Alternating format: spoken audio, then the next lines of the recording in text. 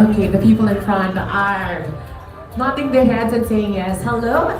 Alright, so good afternoon once again to everybody. My name is K.A. Antonio and I will be your host for today. And as early as now, we would already like to thank everyone for gracing us this afternoon with your presence, especially our friends from the media. And as we go through today's program, I know that you guys will be taking a lot of videos, a lot of photos. So please just do upload them on your social media accounts with our official hashtags for today. That's hashtag CINEFILIPINO Finalists Reveal and hashtag Buhay ang Kwento. So everyone, before we start the program, I hope that I can invite all of you for a short icebreaker. So we just want everybody to feel relaxed this afternoon, to really enjoy, and of course be extra excited for our announcement of our finalists. So before we begin, we'll be playing a little game, and I'm going to give you a CINEFILIPINO title along with their synopsis. So all you have to do is to fill in the blanks in the titles that we will flash on screen. So the first to raise their hand, I will be approaching you, so don't worry, no need to get up your seats. I will be approaching you, and if you get the answer incorrectly, we will be allowing a steal. Maximum of 2 people to steal. So, are we ready? Can I get a thumbs up from everyone? Alright, they are ready. So again, these are CINEFILIPINO movies from the previous years. So question number 1. In Avenida, the lives of 4 men intertwine, searching for something. They all find what they are looking for in one woman named Eileen. Somebody already raised their hand at the back. Ma'am wearing white. Wow, we haven't even flashed the question on screen. So let's flash the question on screen. It's gusto kita with all my is correct. So gusto kita with all my hypothalamus. Wow, I am very much amazed. So see, if you already know the answer before we even flash it on screen, please just raise your hand immediately. Okay, this is question number 2. 2 strangers meet in Korea and form an intimate relationship as they bond over yesterday. We have a quick one over here. Ay! Okay, sa likod po, at the back.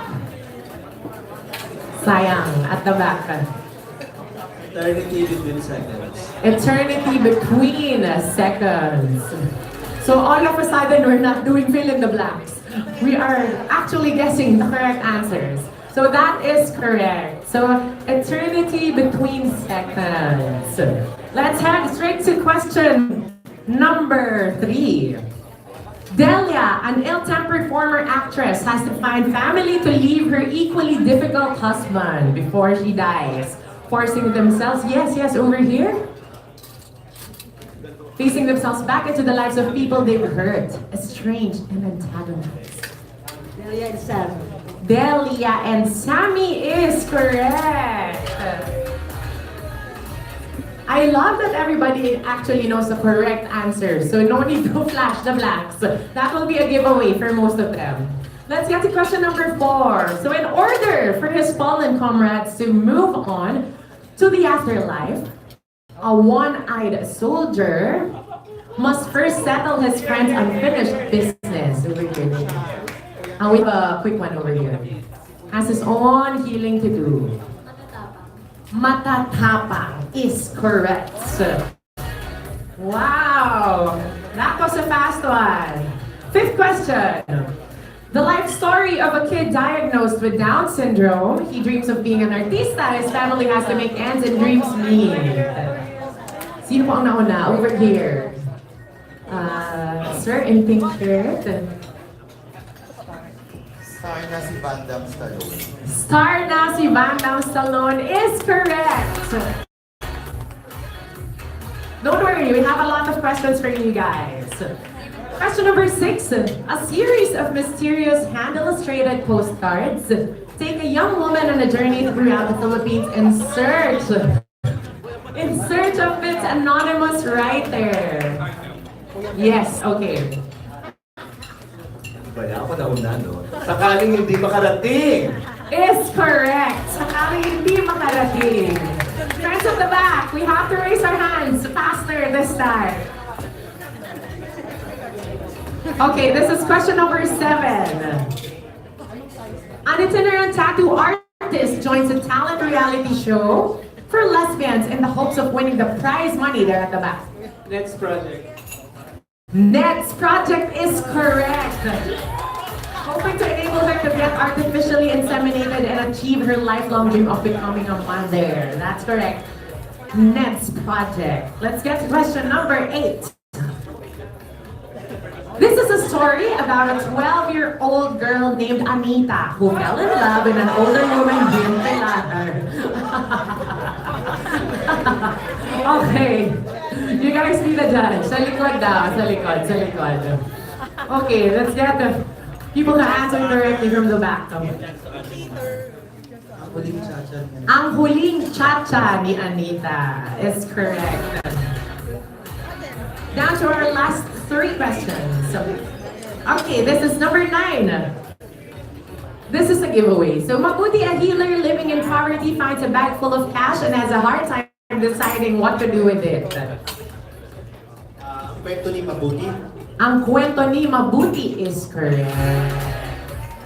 Si Ma'am Sana. Alright, so I hope you get the next one, ma'am. Next, the tale of an activist's journey during the turbulent years of martial law until his capture in the mountains in the dark. 9 years of imprisonment that followed, leading to his birth as a poet.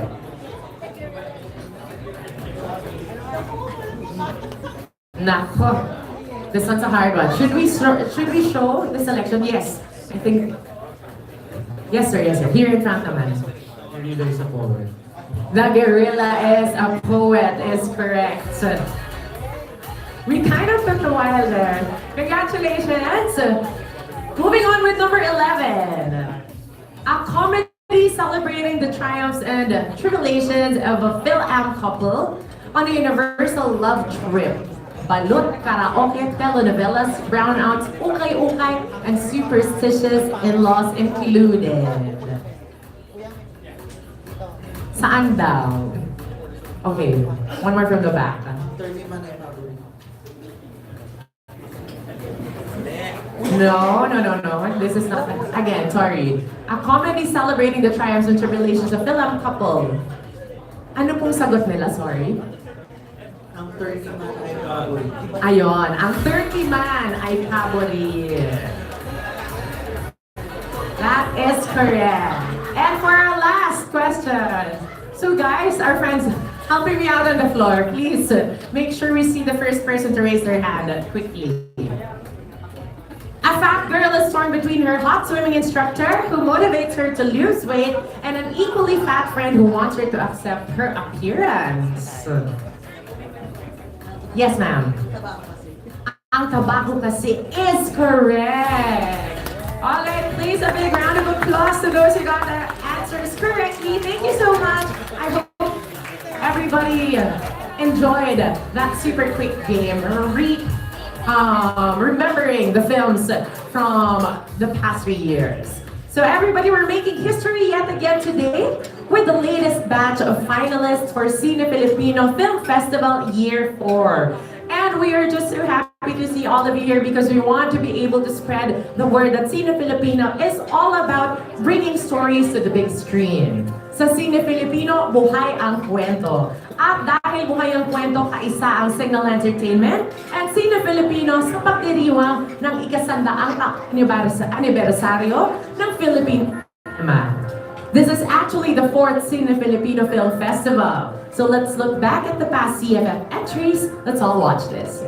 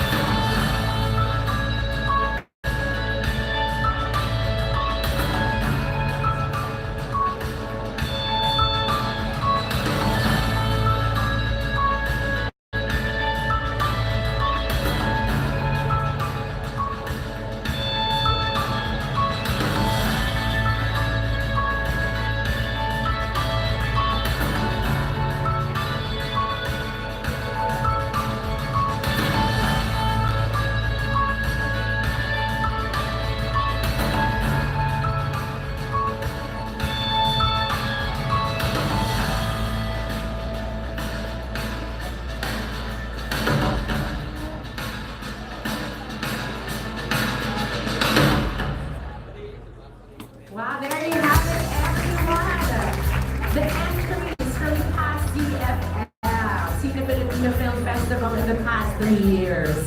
And now to help us really understand what CINEFILIPINO is and what it will be about, please welcome a veteran film producer for films such as 100, Ang Babae sa Septic Tank, I Doobie-Doobie-Doo, Abomination, Whistleblower, and Malibito.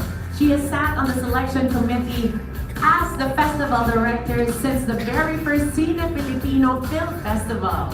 She is the president and CEO of Unital Straight Shooters and also a part-time faculty at BLSU CSB. Please welcome Ms. Madonna Carayo. Hi! Magandang tanghali po sa inyong lahat and welcome to our launch and announcement of finalists for Year 4 of CINEFILIPINO. Marami pong salamat, unang-una sa lahat, sa mga kaibigan natin from the press who are here right now. Marami pong salamat sa inyong suporta. And of course, to all the finalists, from the feature length, to the shorts, to the series, congratulations to you. This is your moment.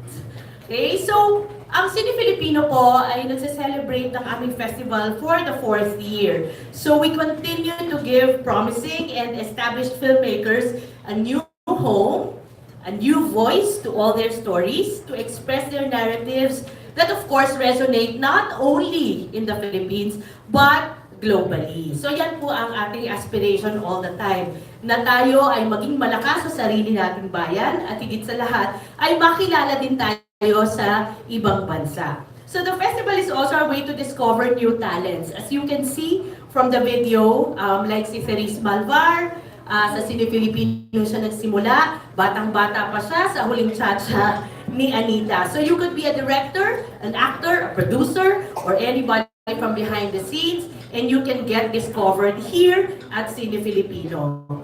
We also saw, nung huling CINEFILIPINO, we saw the 3 films that have traveled in different festivals. So Delia and Sammy, The Eternity Between Seconds, and of course, Gusto Kita with All My Hypothalamus. And in fact, yung Hypothalamus has garnered a few nominations, no, for the Luna Awards, which will be held on November 30. So yung years 1 and 2 naman, we've seen the likes of films like Chacha ni Anita, Kwento ni Mabuti, Guerrilla is a Poet, Puti, Ned's Project, Van Damme's Stallone, Sakaling Hindi Makarating, and all the other films that have found their homes in CINEFILIPINO. So ano ba ang bago? As you can see, ang aming tagline ay nagsimula sa Kwento ang Hari. Now that we are on our 4th year, we want to tell the world that we have kept all these stories alive.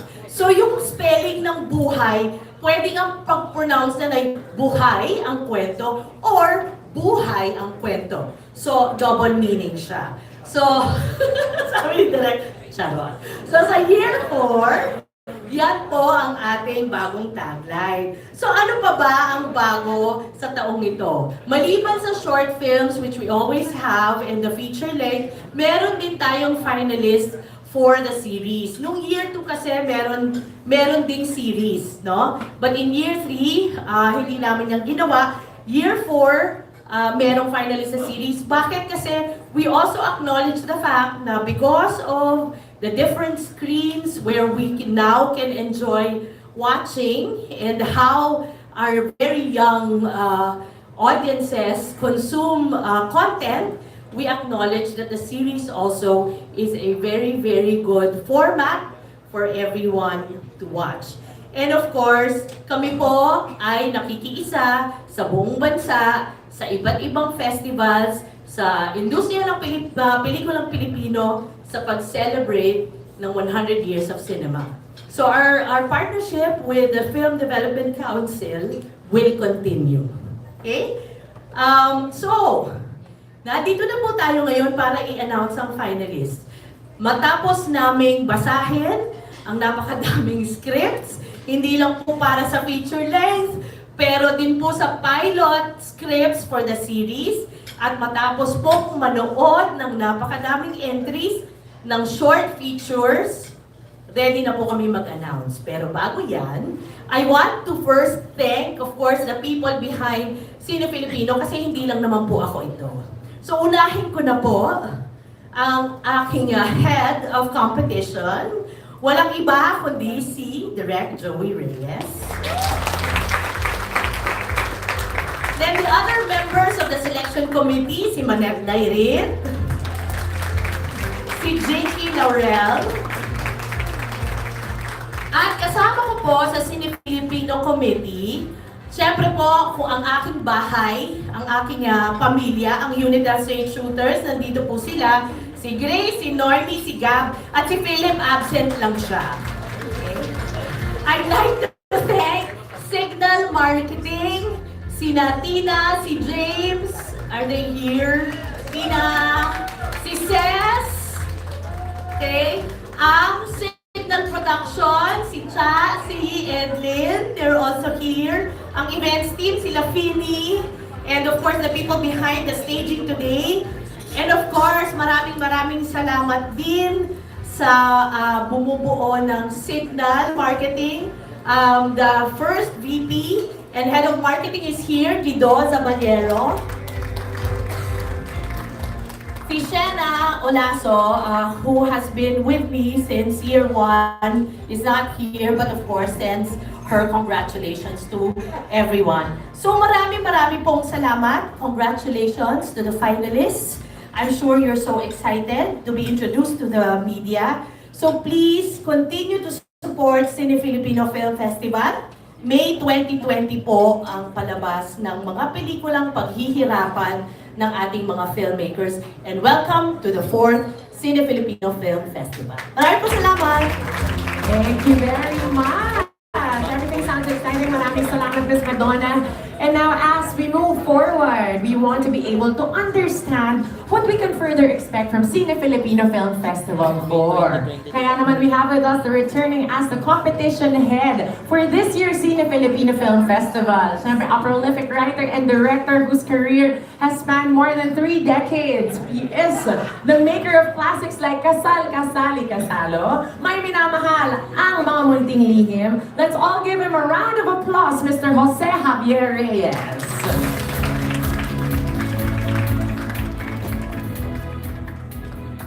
Pangkitin pa yung 3 decades,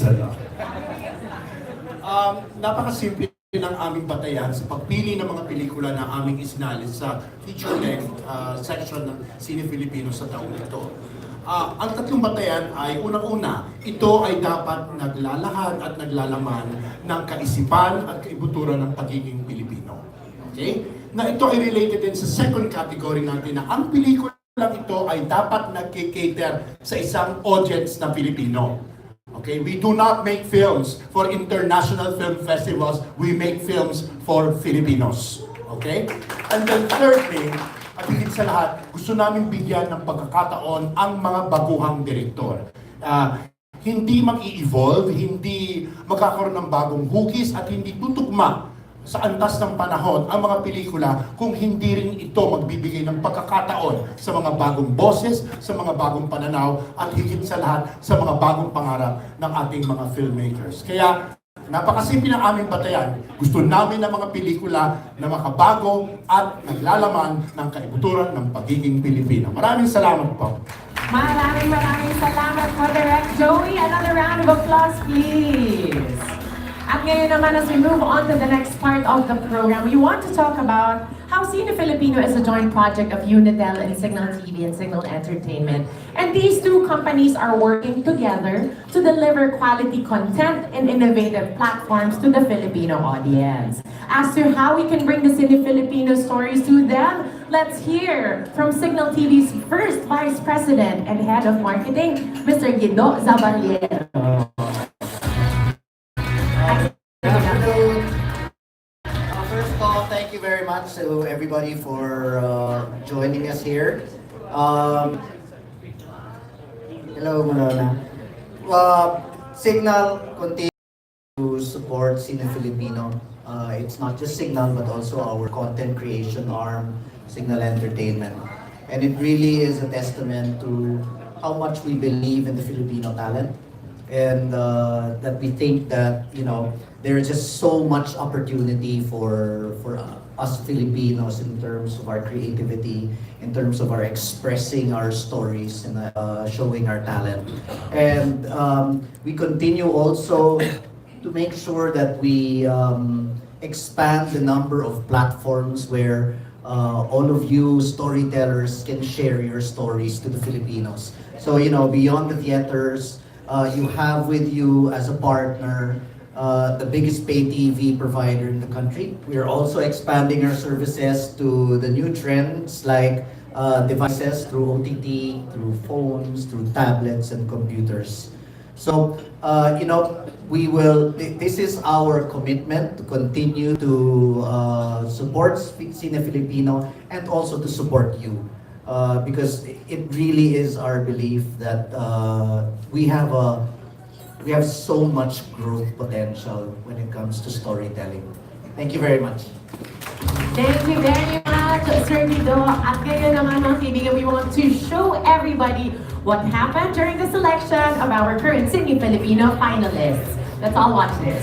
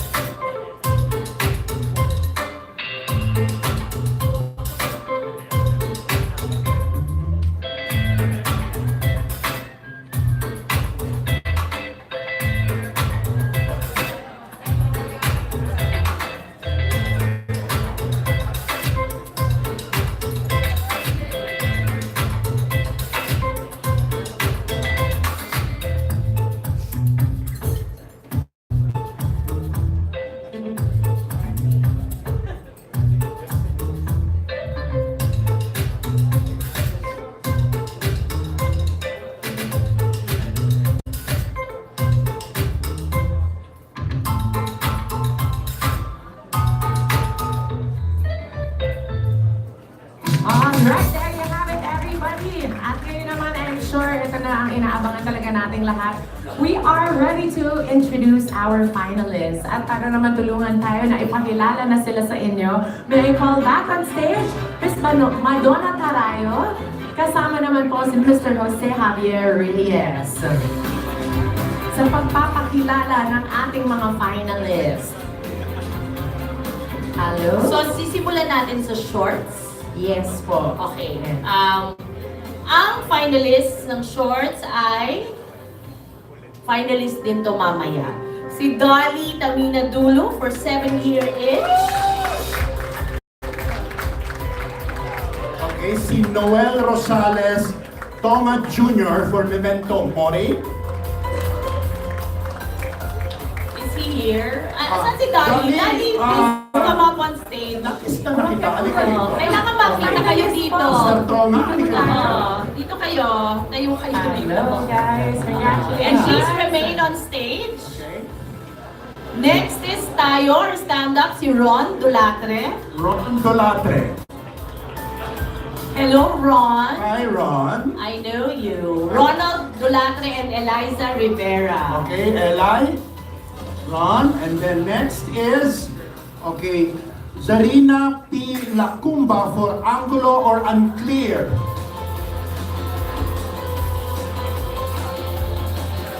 Next is Delta, Luigi Macalintal, and James Garcia. Hello, Luigi. Hi, Luigi. Okay, next.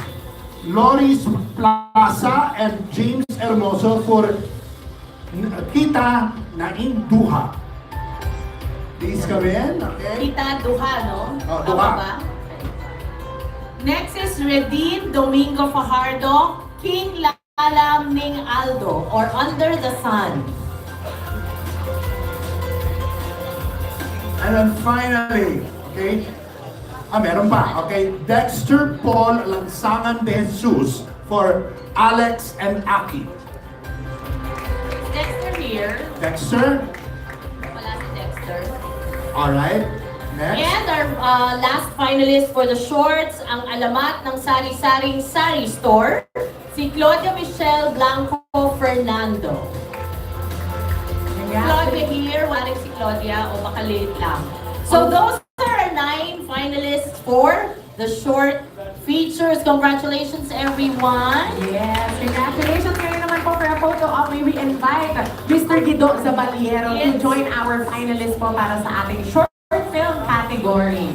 And while they are having their photo op para sa ating short film category, Sa kabila, ayan. we'll just be flashing on screen ang selection committee natin for the short film category. So precious flores for Alex and Aki.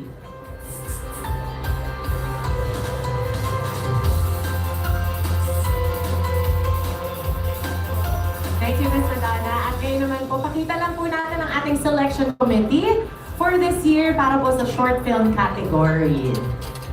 So we have filmmaker Gino Santos, Marcy Reyes, the advertising executive creative director, producer Monster Jimenez, filmmaker and producer Sigrid Bernardo.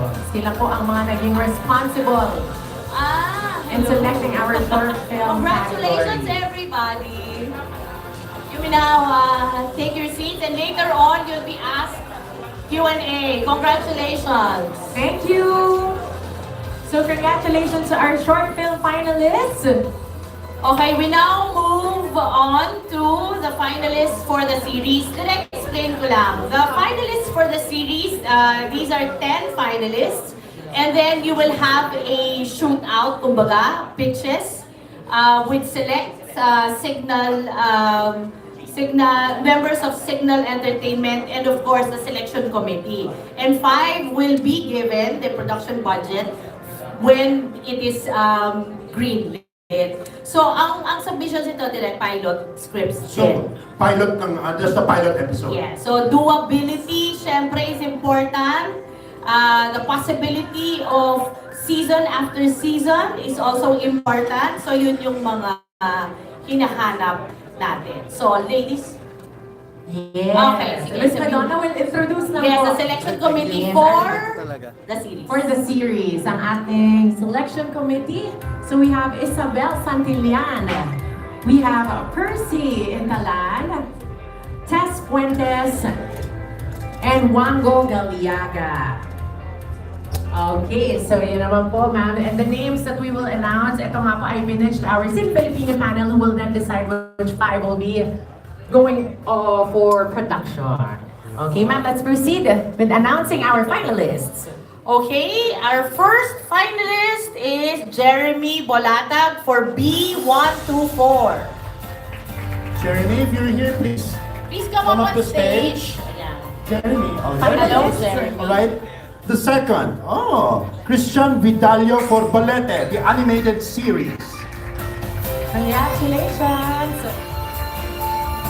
The next is Rob Hara for Delicado. Aba, Rob. For Delicado.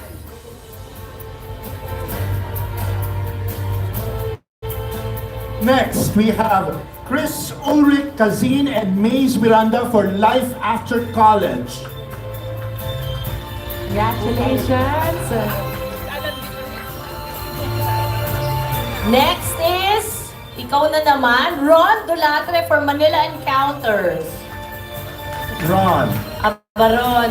Baran, you make us proud. Next, Dustin Celestino for Philippine Gothic Habang Buhay. Dustin? Hi, Dustin. Ah, Next is a filmmaker who was part of last year's CINEFILIPINO, Ron Batallones for Racket. Is Ron here? Hi, Ron. Next, Efren Malabanan for Sa Pusod ng Dagat. Is Efren here? Efren. Nandito po ba? Wala si Efren. Next is Carlo Obispo for the Junkyard Hippies. Ano si Carlo? Kaya ang Hi, walang Carlo. kapagura. Series. Ha? Series na. Hi, Carlo. Then, finally, Jelani Maniago for Tintero.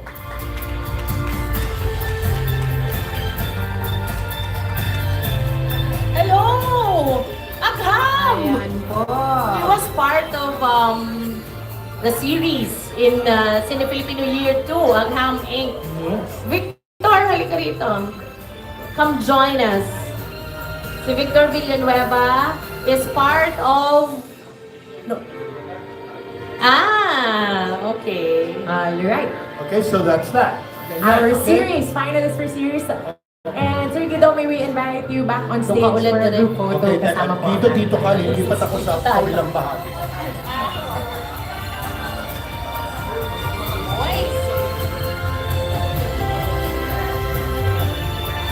So once again, everyone, our Filipino Film Festival finalists for series category. Congratulations! And while we're taking photos, we would like to remind everyone to keep using our hashtag, that's hashtag CineFilipino Finalists Reveal, and hashtag Buhay ang Kwento when posting. Okay. Thank you very much and congratulations! Thank you, Sir Guido. We'll invite you back again on stage. Congratulations! Ngayon naman po, we move on. For the finalists who were selected from over, naku, madami-dami pong scripts ang binasa daw po nila. And these 8 filmmakers will receive a 2 million peso grant to produce their feature-length films. And the selection panel were comprised of screenwriter and filmmaker Jicky Laurel, filmmaker Joel Ruiz, of course we have CineFilipino Head of Competition Jose Javier Reyes, filmmaker and producer June Robles Lana, CineFilipino Film Festival Director and Producer Madonna Carayo, producer and editor Manette Dairit, film critic and lawyer Ox Cruz. Yes, Yes, Annette. That's it. At ngayon naman po, ma'am, let's move on with our finalists. You wanna start? Direct Joey? Okay. We will start. Okay. Let me give a short. I'll give a short intro as to what these films are about. Okay, the first film is about a man recovering from a heartbreak with a disposable camera, hoping that after finishing all the shots in that camera, he would have exorcised himself of the pain of a lost love. This is Joppy Arnaldo for 27 exposures.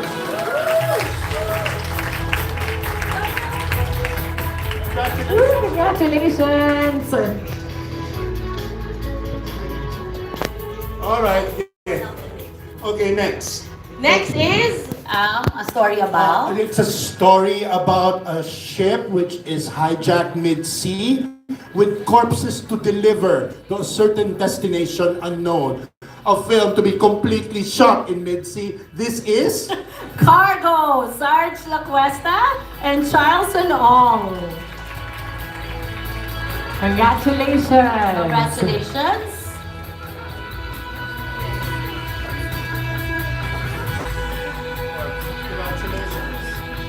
Let's see. Hey, Sarge. Hi. Our next finalist. The next finalist. An albino little girl who believes that she is the daughter of an encantado. This is Sue Aspiras's Homecoming.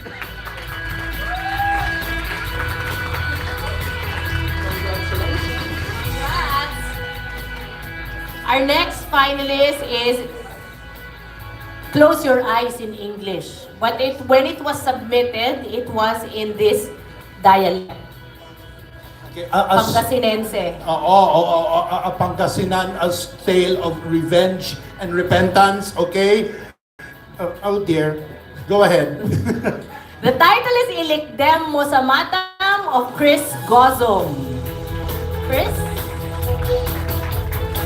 Chris Gozom and Chris Novavos. Chris and Chris.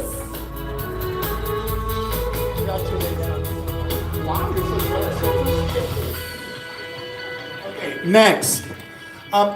What if you had a family reunion of a very dysfunctional group of relatives who are battling it out with each other while a big storm is on its way? Another film which is almost close to impossible to shoot, but we will challenge its filmmaker. Okay, Stephen Paul Evangelistas. Maya-maya ay paparito na. Stephen Paul Evangelio. And Joseph Kakuta, no? Nandito ka. Oh, hi, Stephen. Asan si Joseph? Brunei. Okay, our next finalist is about... Okay, the next finalist is about a young man who meets up with an older man as they travel across Luzon, only to discover a secret that they both shared. Okay, this is All Saints Day of JP Haba.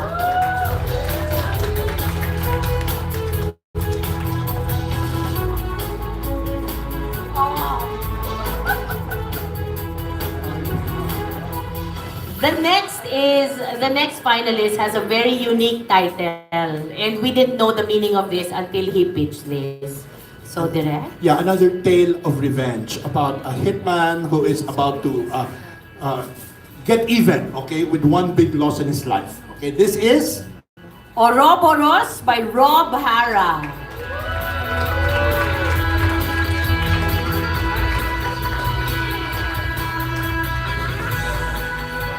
Congrats, Rob. Your second finalist for this festival. And last, And finally, hey, what's a film festival without a rom-com? What's a film festival without a romantic story? The only difference is it's about two senior high school students and they're both males. Okay? ladies and gentlemen, our finalist, the eighth, The Boy Foretold by the Stars by Dolly Dulu, who also has a finalist earlier. Ganda mo, ha?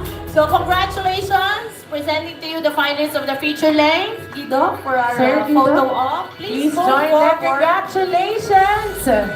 So once again, they are our 8th finalists para po sa ating feature-length films.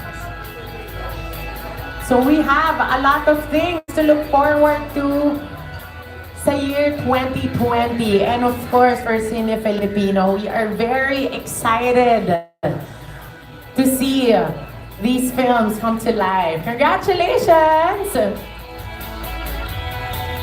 Thank you and congratulations! Thank you very much! Congratulations once again sa lahat ng ating Nakakain finalists. ka na, no? At ngayon naman po, I would like to ask Doon ang ano, Miss Madonna, Direk Joey, and Sir Guido to please stay on stage. Ngayon naman po, we'll be opening the floor for our Q&A portion. May Q&A. Yes po. And we would also like to ask Mr. Jun Lalin to please help us in our Q&A with our friends from the media. So if meron po questions from the press, it's your time to ask them. You can ask any from our CINEFILIPINO executives. Pwede din po sa ating mga finalists who are seated. Kaya there po sa kanila. All the finalists can be asked as well. Okay, no, so Yes, simulan na natin ang Q&A. So bawal ang hindi Siyempre, pero bago ko simulan, alam mo, Miss Madonna, galing mo. Kanina wala akong masyadong alam about CINEFILIPINO. Pero yung mga sinabi niya, very informative. Kaloka. Siyempre si Direk Joey magaling naman talaga. And siyempre, kailangan ko sabihin magaling si Sir Guido. Kasi signal po ang magbabayad ng tiyak ko. So, siyempre, di ba? Head of marketing siya. O eto, bawal ang hindi magtanong. Simulan natin sa most stylish entertainment editor. O, ikaw yun. Huwag ka nang magkanaring hindi mo alam. Siyempre, eto po, Miss Salve Asis, the editor of Filipino Star ngayon. PM, pangmasa po yun. At syempre may bago silang website sa Star. Ang latest chika.com na pareho sila ni Natalie na editor. Naku, nagdi-deny pa kayo. Nagdi-deny kayo. O, eto na. Sige na, Salve. So, unahin po natin si Salve kasi nagpa-parlor pa siya for this year. Buti na lang mabilis kaya hindi pa po na umulas ang kanyang makeup. Pero eto nagustuhan ko, Miss Madonna, parang siya magtanong yung sinabi mo about buhay, ang bongga. At saka yung sinabi ni Direk Joey, na we make films for the Filipinos. Kasi ang iba, iniisip lagi yung mga international film fest. Pero eto, bonggang-bongga dahil meron tayong sariling Cine Filipino Film Festival. And 4th year na siya. So, congratulations! Yan, pero sige, sabi mo talaga na. Afternoon. Gaano po karami yung sumali this year bago nyo na napili itong walong finalists? Is that for you? Okay. Yung feature length, we had about 102 submissions. Yung series, we had about 35. And the short features na lagi namang pinakamadami pagka nagpapadala, parang mga 140. So, yon. I must say yung quality of submissions ng CINEFILIPINO get better and better, no, every year. So we're very happy with the turnout. Since parang kumagalit po kayo na may problema yung parang konti ng pagsine, paano po natin na-encourage Cine Filipino na bumalik yung mga tao ng sine? Palagay ko yung diversity ng kwento at yung husay ng pagkukwento, yung quality ng production. Kasi that's the only thing na pwede mong maibalik sa audience naman kasi talaga. To offer them stories that they probably don't watch sa TV. O mga kwento na iba-iba na makaka-relate sila. Kasi I think kahit na sino, importante yun. Alam naman natin lahat na minsan meron ng malaking artista pero hindi pa rin talagang malakas sa takilya. So I think kwento ang importante, and that's the reason why CINEFILIPINO has always believed in that. And of course, bringing it to different cinemas across, no, a good section of Metro Manila. It has always been our hope na mag-travel naman siya sa labas ng Metro Manila, no? Pero syempre, that's something we need to plan for moving forward. So, yun lang ang maibabalik namin sa audiences. And sa totoo lang, okay din naman ang mga festivals kasi may niche audience yung festivals eh. Meron talagang nagpupunta at naghahanap ng mga pelikula sa mga festivals versus commercially produced films. Joey, you might want to add. Well, inevitable na yun sabi. Inevitable na I think we cannot stop evolution. Alam natin na ang problema na ang babawas ng mga tao na nanonood ng sine sa mga sinehan is not only unique to the Philippines, but it's worldwide. No? So you cannot stop evolution.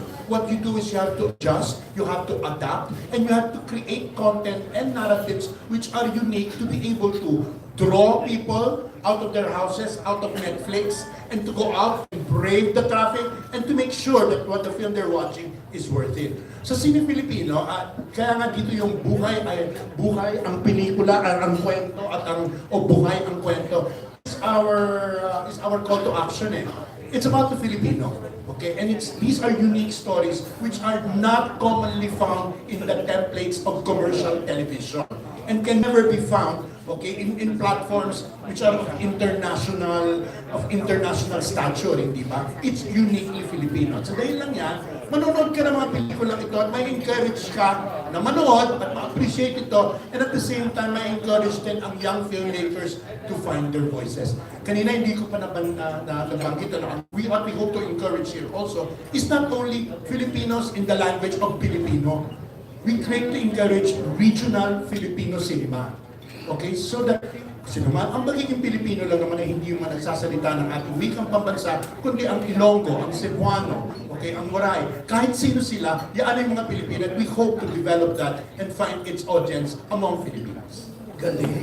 Maraming salamat. Palakpakan natin si Direk Joey. Ako naman. May ako. Para lang may maate. Over and above, ibang perspective.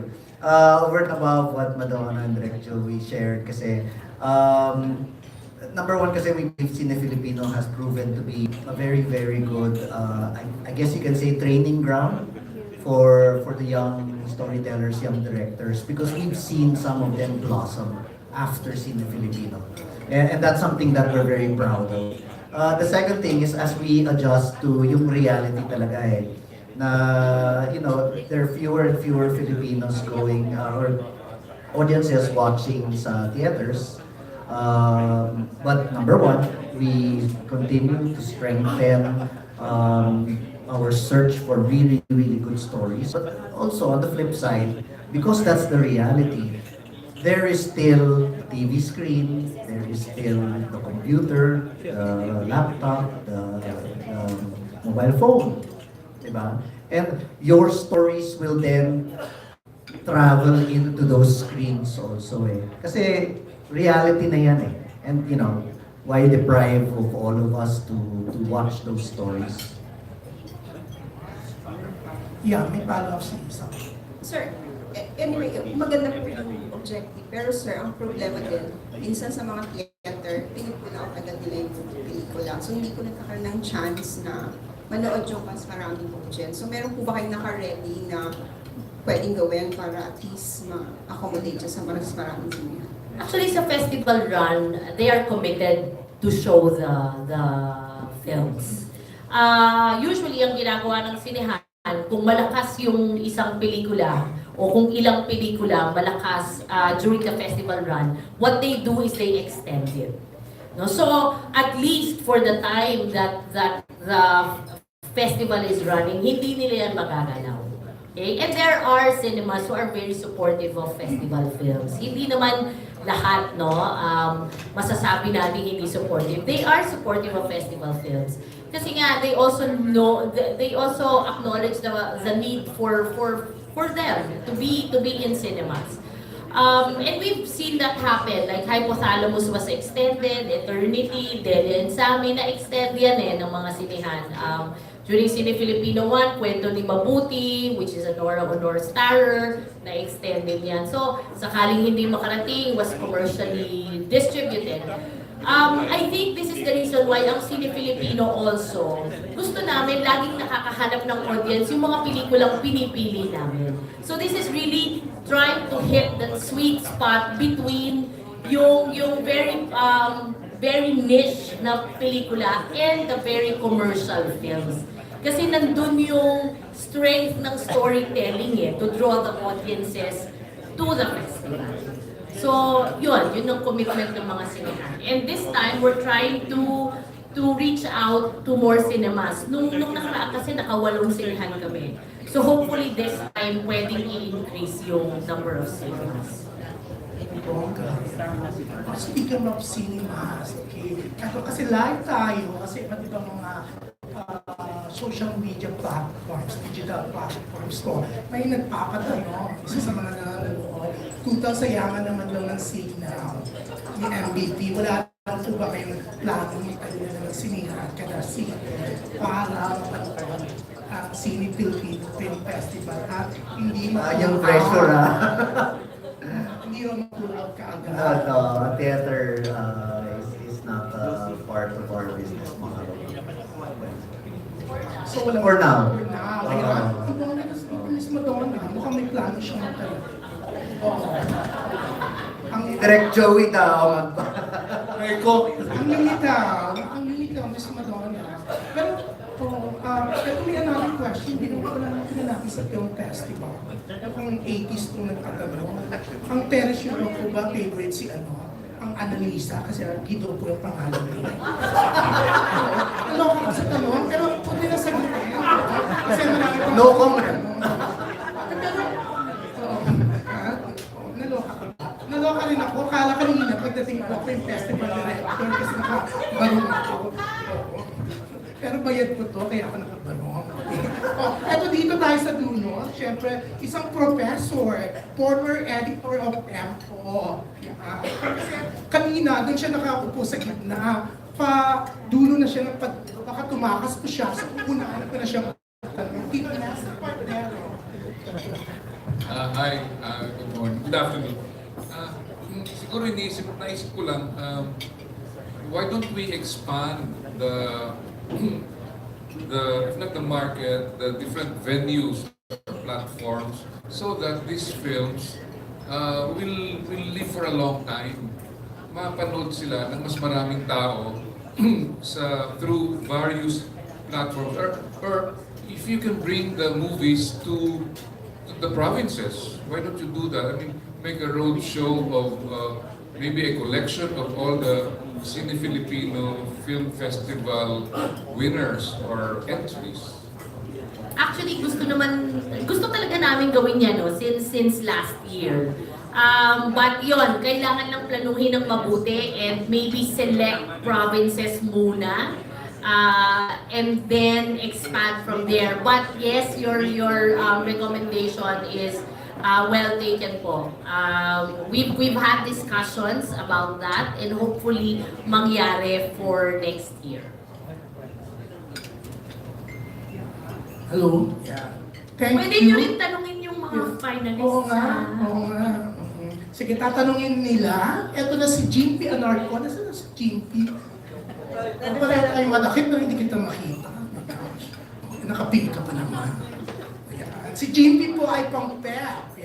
Hello po, good morning. Ay, good afternoon. Kay Miss Madonna po, kasi kanina po napag-usapan nga yung parang konti na lang yung nanonood sa sine. No? Pero so far po, in the 4 years of CINEFILIPINO Film Festival, na-achieve nyo naman po yung return of investment every time you do a festival. Okay, when you invest in a film and you're able to show it in different platforms, that alone, bawi na yung investment mo. When you're able to bring those stories across audiences and across different platforms, bawi na yung investment. I think what's really good about CINEFILIPINO is every year nag-i-increase yung audiences na nanonood. In fact, last year, what's good about the last CINEFILIPINO, parang halos distributed equally yung box office nung 8 pelikula.